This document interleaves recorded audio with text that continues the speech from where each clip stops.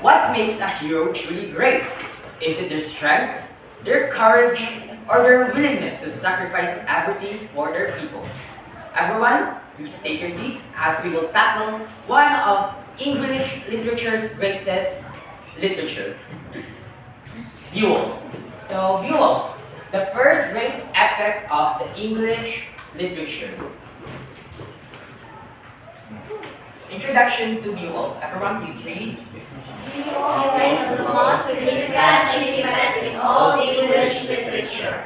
Earliest European epic in a vernacular language, likely composed between 700 to 750 CE, set in the 6th century. Title given posthumously after the Scandinavian Beowulf, an epic poem.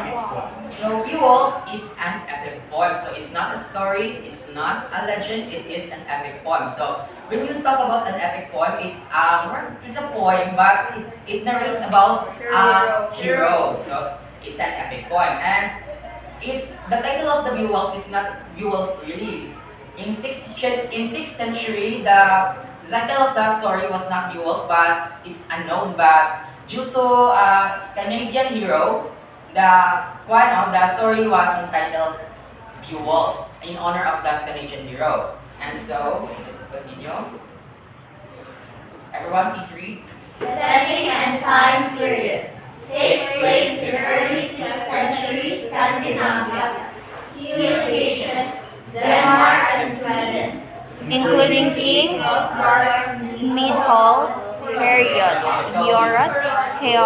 So the story it takes place in the Scandinavia, and the key locations where the story takes place is Denmark and Sweden, including King Heriot's Midhall, Heriot. So Heriot is a Midhall, and what do you mean by Midhall? It is a camp. It's a hall where people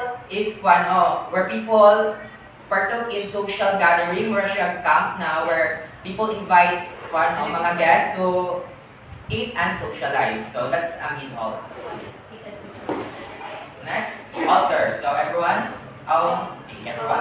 Author unknown, possibly a collection of multiple authors' contributions, preserved in a single manuscript from around 1000 CE. The manuscript is now called Novel Codex after the 16th century antiquarian Lawrence Noel. So the story is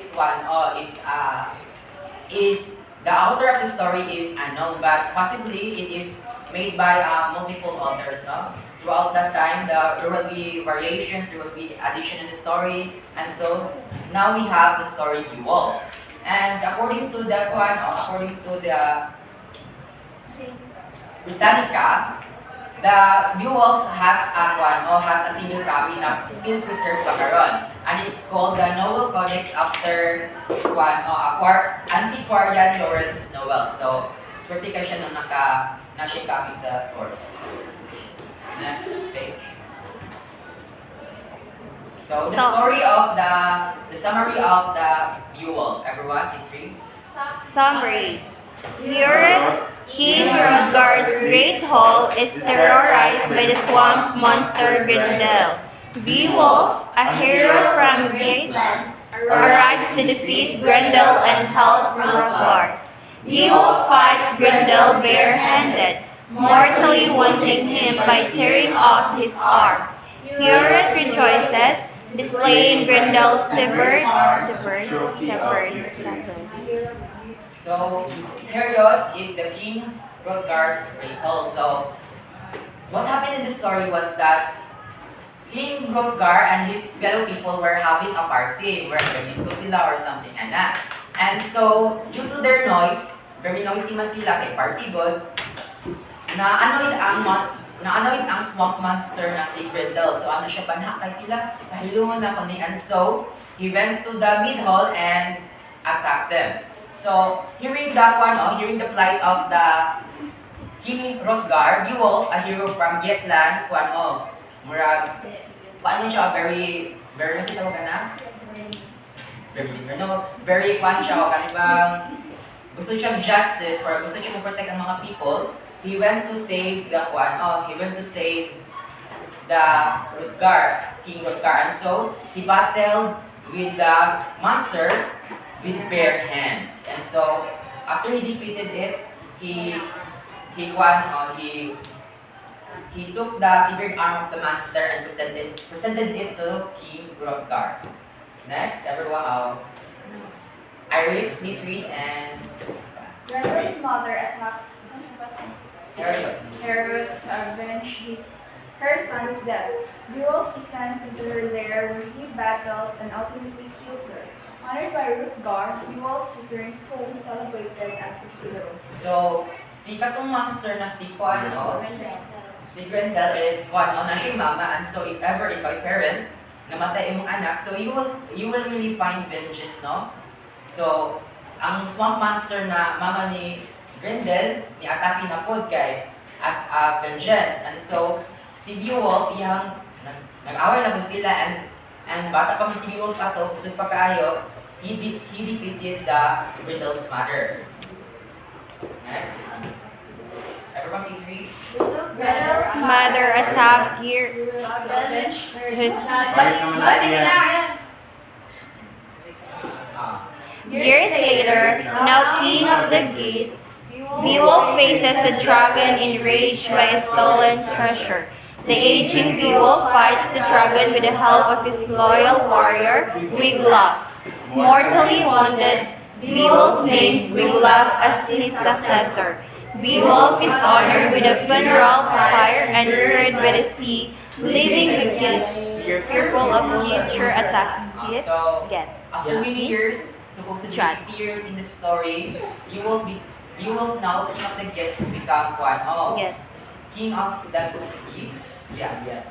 King of the Geats, is na siya, ulam na. But one day, there was a group of people who stole the treasure of the dragon, and kabalo mo ang mga dragons, supposedly, ang sa mga dragons, they are very possessive of the treasure, na enrage ang dragon, and isulog siya sa kingdom ni Beowulf. So, tigulang naman si Beowulf, kailangan na siya alalay, and there he has his loyal warrior, Wiglaf, na tinabangay sila para ma-defeat ang dragon. But unfortunately, tigulang naman yun si tigulang naman si Beowulf, mortally wounded siya, and pag-uli niya sa iyang castle, ana siya na Wiglaf will be his successor, and after that, namatay siya. So, Beowulf is honored with a funeral pyre and buried by the sea, leaving the Geats fearful of future attacks. So everyone, Roosevelt, can you summarize the story from the beginning to the end? Is anyone? sa unan para kay diba ato si Gwen sa basta si Grendel to ang attack siya sa Rutgar. okay si King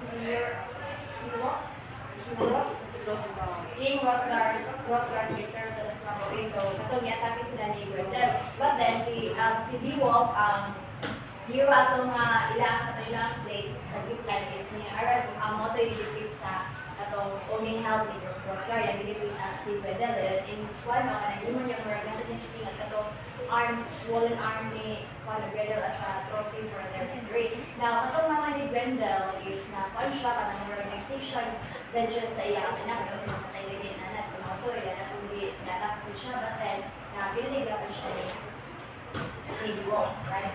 Then, mga ang sunod ko is, ito na po ang katong sa dragon, may katong stole ang treasure, so na-engage siya, dahil nga ang sunod ko nila, ilang more land, dahil naman ako nang since old na si Beowulf, so na siya, si Wiglaf. So, gitabangan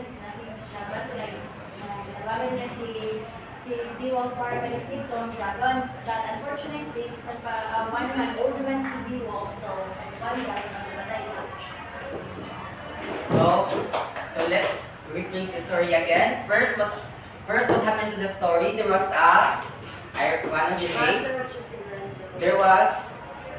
there was a party, and there was a party in the mid hall and ano, Dahil lang sa Grendel, kaya sa bato siya sa mga party. next, after Ana, Edgy. Grendel, who is the swamp monster, sleeping peacefully, kanang bitaw mga big awit siya ni Beowulf. No, so, nakita ko is the swamp monster Grindel, ni-atake siya sa mid hall and after si Beowulf nakahear sa hitabo to the rescue dayon siya and he fought with the monster. Unsa weapon ang gigamit ni Beowulf? Jaya? What weapon did Beowulf use? So, Beowulf used his bare hands to defeat the monster Grendel. After that, what did Beowulf do? Jay.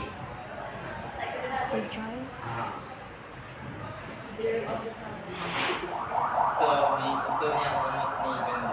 Yeah, so he took the severed arm of the monster Grendel and presented it to the king. After that, what happened? Leia. After he presented the monster's arm.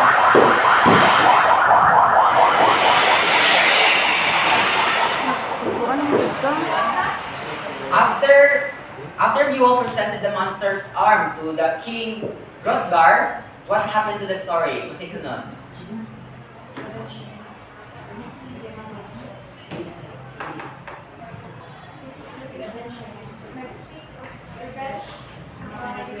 Yes, that's right. After Grendel was killed, Grendel's mother heard of the passing of his son and was enraged, so he seek revenge to Beowulf. And again, after that, what happened? So, Jinor, what happened to the story after Grendel's mother heard of the sad news? Oh yes, that's right. After her mother heard of the sad news, nag-away sila and successfully napatay ni Beowulf ang monster. After that, he was honored by King Hrothgar and became a hero. After that, ano naman po? Kay. Okay, ano naman sunod?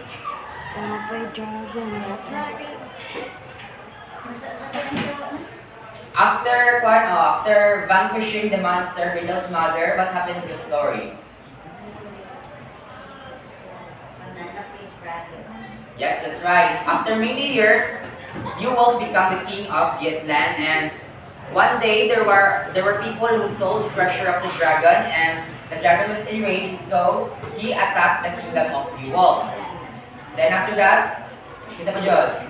Ikaw, Roseville. After ato, like, di ba, ikaw at ito ang monster and treasure, so gusto ko siya, ato siya dito sa land, Vietland, then away siya dito, dahil si Beowulf, kay wala naman siya sa assistant, si Beowulf, dahil motor, ito na, tinagawin sila para ma-defeat yung dragon, then matay ang dragon, but unfortunately, medyo control story, control si Beowulf, and then later on, ipasan niya yung Ni Beowulf. si Beowulf, and then matay siya. Yes, that's right. So, let's continue the discussion.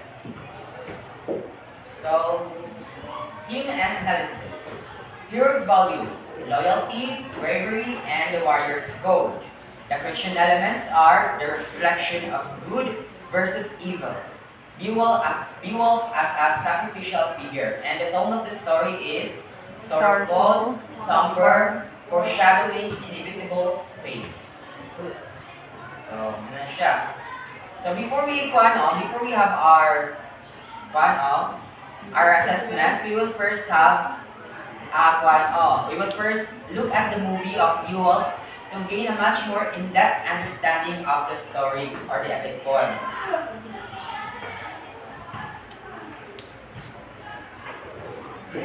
Movie na? No, wait. 1 hour?